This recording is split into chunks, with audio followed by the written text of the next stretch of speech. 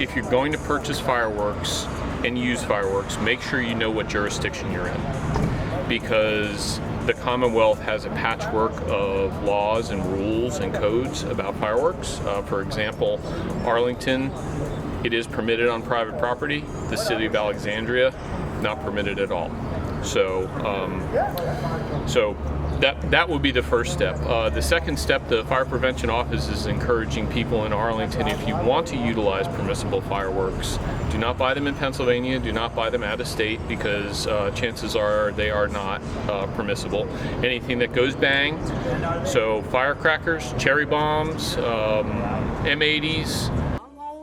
No spleen splitters, whisker biscuits, honky lighters, Husker do's, Husker don'ts, cherry bombs, nipsy-daisers, with or without the scooter stick, or one single whistling kitty chaser?